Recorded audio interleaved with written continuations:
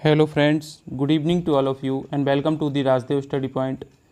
आज के सेशन में मैं आप लोगों के लिए बाल विकास एवं शिक्षा शास्त्र के मोस्ट इंपॉर्टेंट 30 क्वेश्चनों को लेकर आया हूं।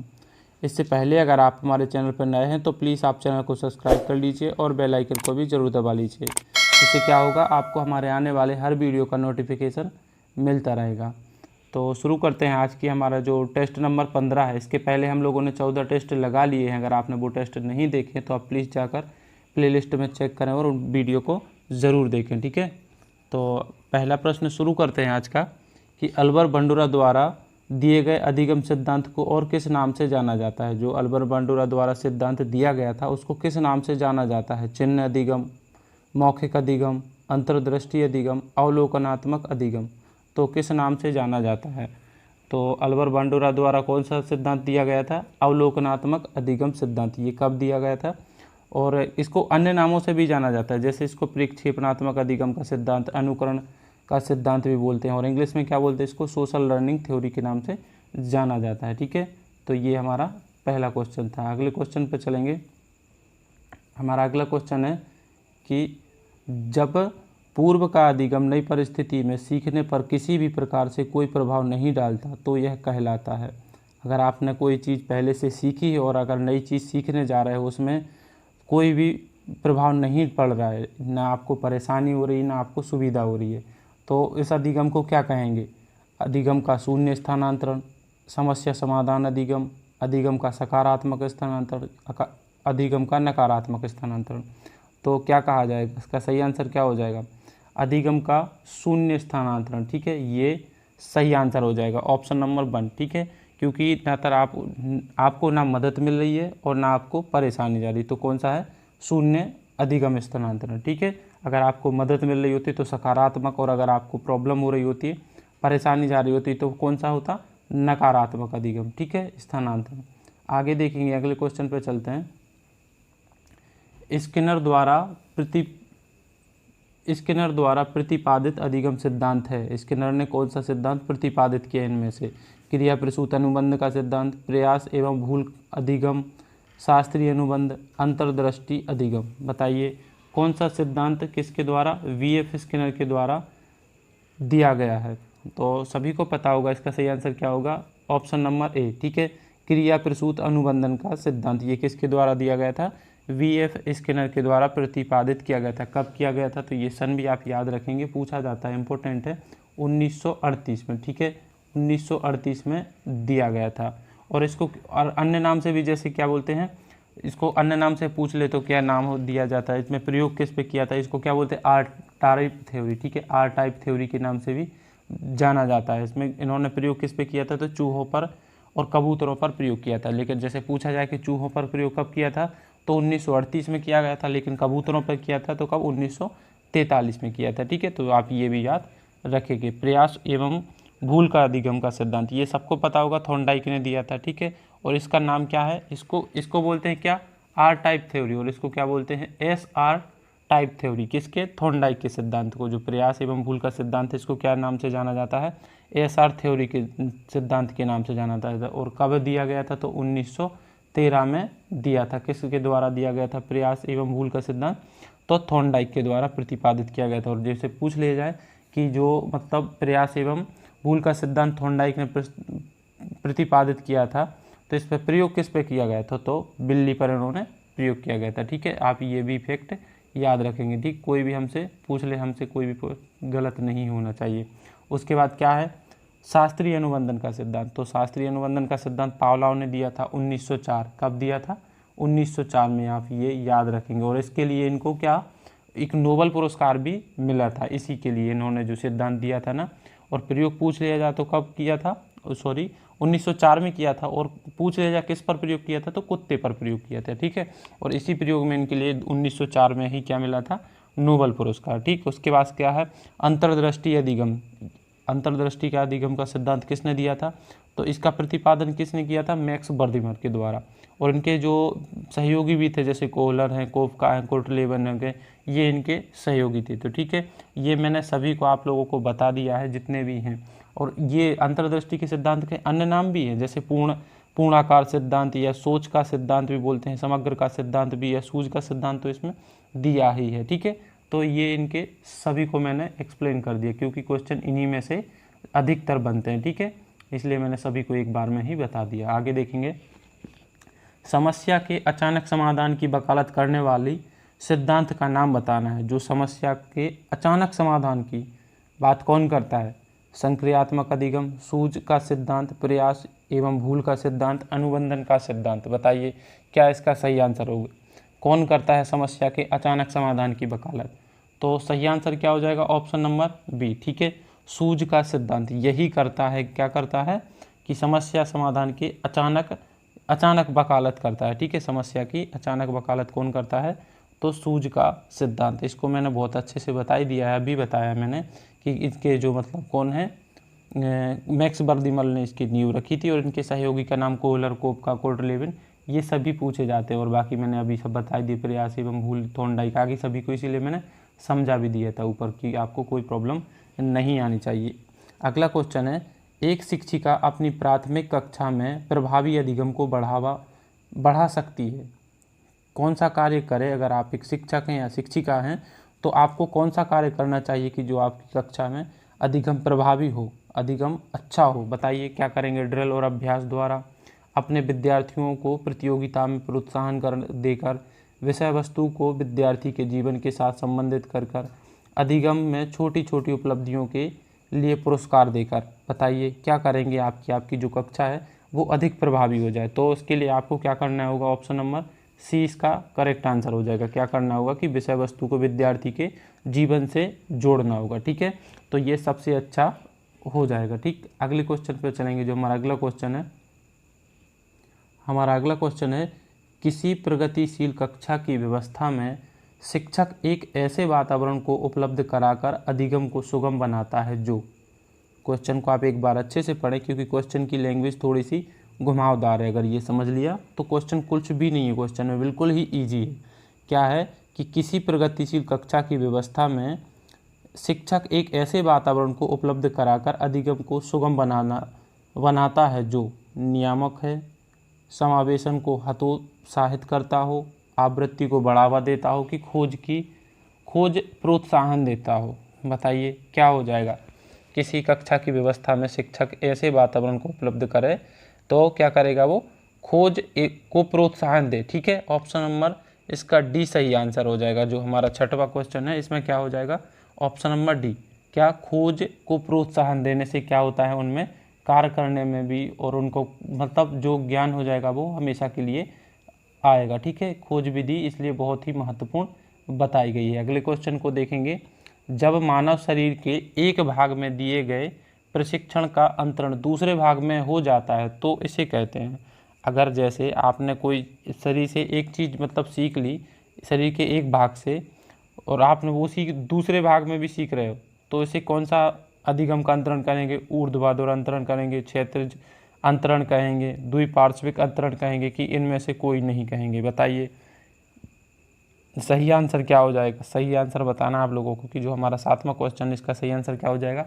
अगर शरीर के एक भाग से सीख लिया है और दूसरे में वो दूसरे से भी सीख रहे हैं। ठीक है, क्या बोला जा रहा है क्वेश्चन में कि मानव शरीर के एक भाग में दिए गए प्रशिक्षण का अंतरण, अगर आपने एक हाथ से कोई चीज़ आपने जैसे मान लो आपने लेफ्ट हैंड से लिखना सीखा, उसके बाद में आप राइट हैंड से भी लिख रहे हो तो ये कौन सा अंतरण होगा? द्विपार्श्विक अंतरण। ठीक है, ये इसका सही आंसर हो जाएगा। ऑप्शन नंबर सी के साथ में सही हो जाएगा। ठीक, और इनको अगर आप कहो तो इनको भी मैं एक्सप्लेन कर देता, लेकिन आगे भी इनको बताया है मैंने तो अब बाद में कर दूंगा। आगे देखेंगे जो हमारा अगला क्वेश्चन है, निम्नलिखित में से अल्बर बंडोरा का संबंध है। इनमें से बताना है कि जो बंडोरा हैं इनका संबंध किससे है? सामाजिक अधिगम सिद्धांत से, व्यवहारात्मक सिद्धांत से, विकास का संज्ञानात्मक सिद्धांत, विकास का मनोसामाजिक सिद्धांत। तो इसका संबंध बताना है अल्बर बंडोरा का संबंध किससे है?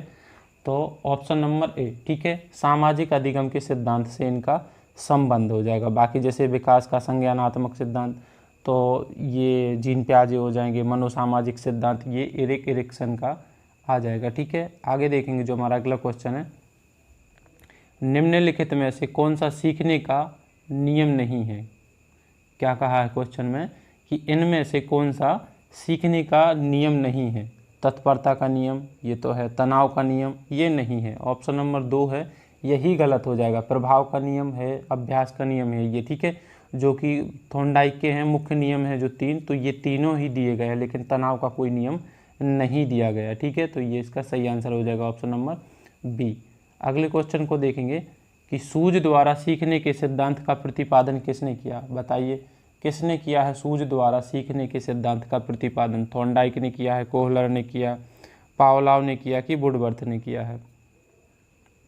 सूझ के द्वारा सीखने का सिद्धांत किया था किसने, ऑप्शन नंबर बी, ठीक है, कोहलर ने। कोहलर के द्वारा सूझ के सिद्धांत का प्रतिपादन किया। हमारा जो 10वां क्वेश्चन है, 10वें क्वेश्चन का आंसर क्या हो जाएगा, कोहलर, ठीक है, ऑप्शन नंबर बी। अगला क्वेश्चन देखेंगे कि दूसरे व्यक्ति के वह व्यवहार की नकल करता है। अगर कोई व्यक्ति दूसरे व्यक्ति की नकल कर रहा है तो क्या कर रहा है, सीख रहा है, मतलब सीखना कहेंगे उसको, अनुकरण करना कहेंगे, कल्पना करेंगे कि चिंतन कहेंगे। तो इसका सही आंसर बी ही होगा, ठीक है, अनुकरण कर रहा है वो। अगर आप किसी चीज़ को आप कर रहे हो और आपको देख के कोई कर रहा है तो उसको क्या बोलेंगे, अनुकरण ही बोलोगे ना। तो इसका सही आंसर क्या होगा, ऑप्शन नंबर बी, ठीक है। आगे देखेंगे, अगले क्वेश्चन पर चलते हैं। हमारा जो अगला क्वेश्चन है, यदि पूर्व ज्ञान व अनुभव नए प्रकार से ज्ञान को सीखने में सहायता करते हैं तो उसे कहते हैं। अगर पूर्व का ज्ञान है आपको और अनुभव है और उसी प्रकार के आप सीखने में उसमें सहायता मिल रही, तो उसका कौन कैसा होगा, वो सकारात्मक प्रशिक्षण स्थानांतरण होगा, नकारात्मक प्रशिक्षण स्थानांतरण होगा, या प्रशिक्षण स्थानांतरण होगा, या फिर सीखना कहोगे, आपको क्या कहोगे आप। 12वें क्वेश्चन को आप एक बार अच्छे से पढ़ें, क्वेश्चन बहुत अच्छा है, थोड़ा सा आप उसको एक बार अच्छे से देख लें, फिर उसके बाद तो मैं आंसर बता ही रहा हूँ। अगर आपको लगता है कि हाँ मैं वीडियो फास्ट चला देता हूँ, आप इसके आप मतलब जो आंसर हैं नहीं दे पाते, तो आप वीडियो को रोक कर पुश कर और ज़रूर कमेंट बॉक्स में इसके आंसर ज़रूर करें। आप लिखें कि क्वेश्चन 12 में का ए के वी होगा, जो भी आपको लगे वो आप लिख सकते हैं, ठीक है।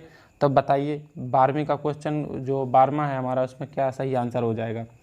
तो इसका कौन सा अंतरण होगा, अगर आप सीख रहे हो और उसमें आपकी मदद ही मिल रही है तो क्या होगा, सकारात्मक ही होगा ना, ऑप्शन नंबर बी इसका सही आंसर हो जाएगा, ठीक है। आगे चलते हैं, अगले क्वेश्चन को देखते हैं। हमारा अगला क्वेश्चन है कि स्टर्नली हॉल का सिद्धांत निम्न में से किसकी व्याख्या करता है। स्टर्नली हॉल का नाम तो सभी ने सुना होगा, बताइए किसकी व्याख्या करेगा। बुद्धि की प्रकृति की, अधिगम में अभिप्रेरणा की भूमिका, मूल्यों का विकास, या किशोरों का मनोविज्ञान। बताइए किसका सिद्धांत की व्याख्या की थी स्टर्नली हॉल, सभी को पता होगा स्टर्नली हॉल ने किसकी की थी, ऑप्शन नंबर डी, ठीक है, किशोरों का मनोविज्ञान। इसकी व्याख्या किसने की थी, स्टर्नली हॉल ने की थी। स्टर्नली हमारे लिए बहुत इंपॉर्टेंट है। स्टर्नली हॉल ने, एक उनकी बुक का नाम है, आप ये याद रखेंगे, पूछी जाती है। 1904 में इन्होंने लिखी थी, क्या, एडोलसेंस नामक इन्होंने बुक लिखी थी, ठीक है। और इनको किशोरावस्था का जनक कहते हैं, ये तो सभी को पता होगा, इसकी तो किसी को बताने की आवश्यकता भी नहीं है, ठीक है। तनाव एवं संघर्ष तूफान की अवस्था भी इन्होंने कहा है, तो वो आप डेफिनेशन तो सबको रटी होंगी, तो पहले भी मैंने रटाई है। अगर वो नहीं देखी तो आप उनको पीछे वाले वीडियो देखें जो टेस्ट मैंने लगवाए, उनमें पूरी डेफिनेशन बहुत अच्छे से रटाई है मैंने, ठीक। आगे देखेंगे जो हमारा अगला क्वेश्चन है, गेस्टाल्ट मनोविज्ञान की आधारशिला किसने रखी है। बताइए किसने रखी थी, जो गेस्टाल्टवाद है या समग्रवाद बोलते हैं इसको, पूर्णावाद भी बोलते हैं। बताइए किसने रखी थी, विलियम जेम्स ने, जीन प्याजे ने, मैक्स बर्दिमर की, कोहलर ने। अभी ऊपर बताया था किसने रखी थी, ऑप्शन नंबर सी, ठीक है, मैक्स बर्दिमर ने रखी थी गेस्टाल्टवाद की नींव, ठीक है। और जैसे विलियम जेम्स, तो विलियम जेम्स को तो कौन नहीं जानता होगा, विलियम जेम्स को क्या, जो हमारे क्या बोलते हैं विलियम जेम्स है ना, तो इनको क्या बोला जाता है, जैसे अरस्तु हैं तो अरस्तु को क्या माना जाता है, मनोविज्ञान का आदि जनक, ठीक है। लेकिन जो मनोविज्ञान के आधुनिक जनक हैं विलियम जेम्स, कहाँ पर हैं ये, अमेरिका में। कुछ लोग यहीं भारत में मान लेते हैं, लेकिन नहीं, ये अगर पूछा जाए कि आधुनिक मनोविज्ञान के जनक तो विलियम बुंट ही होंगे। कुछ लोग क्या कर देते हैं, विलियम जेम्स लगा देते हैं, लेकिन अगर ऑप्शन में विलियम बुंट नहीं है तो आप विलियम जेम्स को कर सकते हैं। लेकिन अगर विलियम बुंट है, क्यों इनको क्यों कहा जाता है, सभी को पता होगा, क्योंकि इन्होंने क्या किया था 1869 में प्रथम मनोविज्ञान की प्रयोगशाला स्थापित की थी, इसलिए कहा जाता है इनको, पूरे मतलब विश्व में कहा जाता है इनको, ठीक है। जरूरी नहीं कि मतलब भारत अमेरिका में, कहीं नहीं, सिर्फ अमेरिका में कहा जाता है विलियम जेम्स को, ठीक है। और बाकी सब जगह किसको कहा जाता है, विलियम वुंट को ही कहा जाता है, ठीक है, आधुनिक मनोविज्ञान का जनक। तो इसमें तो कोई आपको कन्फ्यूजन होगी नहीं है, कुछ लोग कन्फ्यूज होते हैं तो मैंने आपको बता ही दिया है, ठीक। उसके बाद क्या, जीन पियाजे, तो जीन पियाजे को अभी बताया था, ये स्विट्जरलैंड के मनोविज्ञान थे जो इन्होंने कितनी विकास की 4 अवस्थाएं बताई थी, 4 अवस्थाओं भी मैंने अभी आगे बता ही दी। अगर आपने नहीं देखा तो आप पहले वाला टेस्ट ज़रूर देखें, उसमें भी मैंने बताई है। उसके बाद इनको सभी को मैंने डिस्कस कर दिया, मैक्स वर्दिमर हैं ही तो बता ही दिया, बी गेस्टाल्टवाद के आधारशिला रखी थी इन्होंने। हमारा अगला क्वेश्चन है सार्थक अधिगम है। सार्थक अधिगम बताना है कि सार्थक अधिगम से क्या होगा, मतलब आगे इसके जो ऑप्शन होंगे उनको देखेंगे कि जो सार्थक अधिगम है वयस्कों और अधिक समक्ष, मतलब जो सक्षम है साथियों का अनुकरण, उद्दीपक तथा उत्तर के बीच युग्मन तथा सहचार्य, दी गई सूचना को सक्रिय ग्रहण करना को, यहाँ थोड़ा सा यहाँ पर मिस्टेक है, यहाँ पर जो सक्रिय लिखा है यहाँ सक्रिय नहीं निष्क्रिय है, ठीक है, ये थोड़ा सा आप याद रखेंगे, यहाँ पर निष्क्रिय, ठीक, निष्क्रिय ग्रहण है। और उसके बाद क्या है, निजी अनुभव से ज्ञान की संरचना का सक्रिय निर्माण करना, ठीक, यहाँ पे दोनों जगह पे लिखे गए थे, इसकी वजह से यहाँ थोड़ा सा मिस्टेक हो गया। तो बताइए सार्थक अधिगम है क्या है, ऑप्शन नंबर डी, ठीक है, निजी अनुभव से ज्ञान की संरचना का सक्रिय निर्माण करना, ये इसका सही आंसर हो जाएगा, ठीक। आगे चलते हैं, जो हमारा अगला क्वेश्चन है, थॉर्नडाइक का सिद्धांत निम्न में से कौन सी श्रेणी में आता है। थॉर्नडाइक का जो सिद्धांत दिया है ना, कौन सी श्रेणी में आता है, बताना है कि क्या व्यवहारवादी सिद्धांत में आएगा, संज्ञानवादी सिद्धांत में, मनोविश्लेषणवादी सिद्धांत के उपरोक्त में से कोई नहीं, किस में आएगा जो थॉर्नडाइक का सिद्धांत है। तो कौन थे थॉर्नडाइक, क्या थे, व्यवहारवादी थे, तो ठीक है, तो व्यवहारात्मक सिद्धांत में इनका वो सिद्धांत आएगा, ठीक है, ये इसका करेक्ट आंसर हो जाएगा। सीखने के वक्र किसके सूचक होते हैं, जो सीखने के वक्र हैं किसके सूचक होते हैं, बताना है। सीखने की प्रकृति के सूचक होते हैं, सीखने की मौलिकता के सूचक होते हैं, सीखने के गत्यात्मक रूप के सूचक होते हैं, सीखने के रचनात्मक रूप के सूचक होते हैं। तो इसका सही आंसर क्या हो जाएगा, ऑप्शन नंबर ए, ठीक है, सीखने की प्रकृति के सूचक होते हैं, ऑप्शन नंबर 1 के साथ में इसका करेक्ट आंसर हो जाएगा, ठीक है। आगे चलते हैं, जो हमारा अगला क्वेश्चन है, व्यक्ति का सामाजिक अधिगम सिद्धांत किसने दिया था। बहुत बार पूछा गया है ये क्वेश्चन, तो इसलिए मैंने क्वेश्चन को घुमाया जैसे भी करके, पर क्वेश्चन को 3-4 बार शामिल जरूर ही कर लिया है कि हमसे क्वेश्चन कैसे भी पूछे हमें घूमना नहीं है। बताइए तो किसने दिया था, अल्बर बंडूरा और वाटर ने, ये इसका जो है पहला ही ऑप्शन सही हो जाएगा, ठीक है। मैंने ऑप्शनों को नहीं पढ़ा इसीलिए, क्योंकि पहला ही ऑप्शन जब हमें सही मिल गया तो दूसरा देखने की कोई ज़रूरत ही नहीं है, ठीक है, और क्योंकि सभी लिखा ही नहीं है, एक ही नज़र में दिख रहा है। बताइए अगला क्वेश्चन देखेंगे, सीखने में पलायन आधारित होता है, जो सीखने में पलायन आधारित है कैसा है, सकारात्मक पुनर्बलन है, नकारात्मक पुनर्बलन है, विलंबित पुनर्बलन है, पुनर्बलन की निष्क्रियता पर। बताइए क्या सही आंसर हो जाएगा, जो सीखने में पलायन किस पर होगा, पलायन करना तो नकारात्मक ही होगा ना, ऑप्शन नंबर बी ही इसका करेक्ट आंसर हो जाएगा, जो कि नकारात्मक दिया गया है, पलायन करना मतलब नकारात्मक है, ठीक। आगे देखेंगे, हमारा अगला क्वेश्चन है कि अधिगम के प्राथमिक नियमों में से एक है, अधिगम के जो प्राथमिक नियमों में से एक कौन सा है, मानसिक विन्यास का नियम, प्रभाव का नियम, समानता का नियम, सहचार्य अंतरण का नियम। बताइए प्राथमिक नियमों में से एक है, कौन है इसमें, इसमें थॉर्नडाइक के ही दिए गए हैं सारे के सारे, तो इसमें से जो प्राथमिक नियमों में कौन है, प्रभाव का नियम ही एक है, बाकी जो मानसिक विन्यास का नियम है, समानता का नियम है, सहचार का नियम, ये कैसे हो गए उसके, ये हो गया उसके गौण नियम, ठीक है। तो इसका क्या पूछा गया था, तो सही आंसर क्या होगा, ऑप्शन नंबर बी, ठीक। अगले क्वेश्चन को देखेंगे, जो हमारा अगला क्वेश्चन है, जब व्यक्ति की एक परिस्थिति का अधिगम दूसरी परिस्थिति में उसके सीखने तथा निष्पादन को प्रभावित करता है तो उसे कहते हैं चिंतन, स्मृति, अधिगम अंतरण, बौद्धिक विकास। कहा जाएगा उसको, तो इसको कहेंगे ऑप्शन नंबर सी, ठीक है, अधिगम अंतरण, ये इसका करेक्ट आंसर हो जाएगा। जब व्यक्ति की एक परिस्थिति का अधिगम दूसरी परिस्थिति में उसके सीखने में मदद करे या फिर प्रभावित करे, कुछ भी करे, तो उसको क्या कहेंगे, अधिगम अंतरण कहा गया है, ठीक है, ये इसका आंसर हो जाएगा। अगले क्वेश्चन को देखेंगे, हमारा अगला क्वेश्चन है, निम्न में से सीखने के गेस्टाल्ट सिद्धांत से संबंधित है, पावलोव, स्किनर, थॉर्नडाइक या फिर कोहलर। बताइए किन का संबंध है इसमें, तो किसका होगा इसमें? कोहलर ही है ना। अभी मैंने बताया जितने भी गेस्टाल्टवादी हैं सबके नाम बताए कि मैक्स बर्दिमर, कोहलर, कोपका, कुर्ट लेविन, ये सभी हैं कैसे? गेस्टाल्टवादी। ठीक। आँख के रंग को कौन सा कारक प्रभावित करता है? आँख के रंग को कौन प्रभावित करता है? वातावरण प्रभावित करेगा, वंशानुक्रम, हार्मोन्स की समाज? बताइए कौन प्रभावित करेगा आँख के रंग को? तो सही आंसर क्या हो जाएगा इसका? इसका सही आंसर हो जाएगा ऑप्शन नंबर बी। ठीक है, वंशानुक्रम। ये क्या करेगा? आँख के रंग को प्रभावित करेगा। ठीक है, ये इसका सही आंसर हो जाएगा। आगे देखेंगे, अगले क्वेश्चन पर चलते हैं। अधिगम की क्रिया प्रसूत अनुबंधन सिद्धांत किसके द्वारा दिया गया था? बताइए किसने दिया था अधिगम का क्रिया प्रसूत अधिगम का सिद्धांत? Pavlov, Thorndike, tall man, Skinner? तो सही आंसर क्या हो जाएगा इसका? तो सही आंसर क्या हो जाएगा? स्किनर। अभी बताया, कितनी बार बताया? बहुत बार। इसको क्या बोले थे? आर टाइप थ्योरी भी कहा मैंने, अभी बताया था। ठीक है, कब दिया था? 1938 में। ठीक, ये आप याद रखेंगे। ठीक, आगे देखेंगे, अगले क्वेश्चन पे चलते हैं। अगला क्वेश्चन है, मनोवैज्ञानिकों के अनुसार निम्नलिखित में से किस विधि द्वारा मूल प्रवृत्तियों में परिवर्तन लाया जाता है? कौन सी की मूल प्रवृत्तियों में परिवर्तन लाया जाएगा? सहसंबंध, मार्गातीकरण, विलयन, नवीनीकरण? बताइए क्या सही आंसर हो जाएगा इसका? सही आंसर बताना है आप लोगों को कि सही आंसर क्या हो जाएगा इसका। इसका सही आंसर हो जाएगा ऑप्शन नंबर बी। ठीक है, मार्गातीकरण। ठीक है, ये इसका करेक्ट आंसर हो जाएगा। आगे चलते हैं अगले क्वेश्चन पे। हमारा अगला क्वेश्चन है, निम्नलिखित में से कौन सा भूलने का कारण नहीं है? भूलने का कारण बताना है, कौन सा नहीं है? मानसिक द्वंद्व, पुनरावृत्ति का अभाव, सीखने की मात्रा, शिक्षक की योग्यता?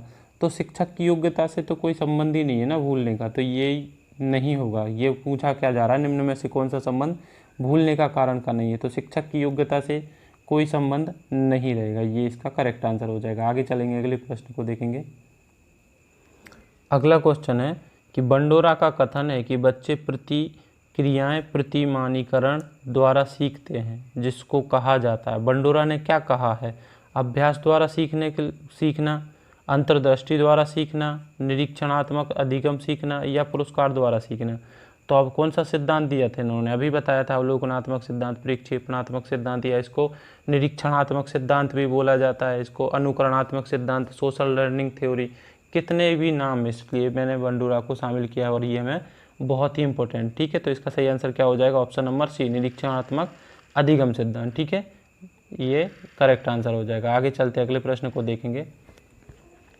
हमारा अगला प्रश्न है कि अधिगम स्थानांतरण के द्वितत्व सिद्धांत के प्रवर्तक थे। अब बताना है कि जो द्वितत्व सिद्धांत है इसके प्रवर्तक कौन है? थॉर्नडाइक हैं, स्पीयरमैन है, जड है कि गिलफोर्ड है? तो सही आंसर क्या हो जाएगा? तो इसका सही आंसर क्या हो जाए? द्वितत्व का सिद्धांत किसने दिया था? स्पीयरमैन ने। सभी को पता होगा। ठीक है, किसने दिया था? द्वितत्व का पूछ लिया जाए, जैसे त्रितत्व का पूछ लिया जाए तो किसने दिया था? स्पीयरमैन ने। और उन्होंने दो तत्व बताए थे। कौन कौन से बताए थे? एक सामान्य और एक विशिष्ट। ठीक, इसमें कोई परेशानी की बात नहीं, ये तो सभी को पता होगा। सीखी हुई बात को स्मरण करने या पुनः स्मरण करने की असफलता कहलाती है। अगर आपने कोई पहले से बात सीख ली है और आप उसको याद नहीं कर पा रहे, उसमें याद करने में असफल हैं, तो क्या कहेंगे? पुनः स्मरण कहेंगे, विस्मृति कहेंगे, संवेदना कहेंगे कि स्मृति कहेंगे? क्या इसका सही आंसर हो जाएगा? अगर आप उसको नहीं याद कर पा रहे, अगर आपने पहले बात सीख ली लेकिन फिर आप उसको याद नहीं कर पा रहे, तो क्या कहेंगे? उसको विस्मृति कहेंगे ना, विस्मरण कहेंगे। विस्मृति होता, विस्मरण, विस्मृति है लेकिन विस्मरण होता तो विस्मरण भी सही इसका आंसर हो जाता। ठीक है, आगे चलते हैं। आज का जो हमारा अंतिम और लास्ट का क्वेश्चन है उसको देखेंगे, उसके बाद में समाप्त करते हैं। अगला क्वेश्चन है हमारा कि व्यक्ति में उन मनोशारीरिक अवस्थाओं का गतिशील संगठन जो उसके पर्यावरण के अद्वितीय सामंजस्य से निर्धारित करता है कहलाता है। ये डेफिनेशन है, आप फिर से पढ़ें, उसकी समझ में आना चाहिए क्या कहा जा रहा है। कि व्यक्ति में उन मनोशारीरिक अवस्थाओं का गतिशील संगठन जो उसके परिवार के अद्वितीय सामंजस्य से निर्धारित करता है क्या कहलाता है? तो उसको व्यक्तित्व भी कहेंगे ना, ऑप्शन नंबर ए। ठीक है, व्यक्तित्व फर्स्ट में ही दिया है। समायोजन, संवेदना, गतिशील, ये कुछ भी नहीं होगा। क्या होगा? व्यक्तित्व, क्योंकि मनोशारीरिक अवस्थाओं का संगठन। आपने एक बूटे करके ज़रूर देख लें, ठीक है, प्लेलिस्ट में मौजूद है। तो थैंक यू फॉर वॉचिंग।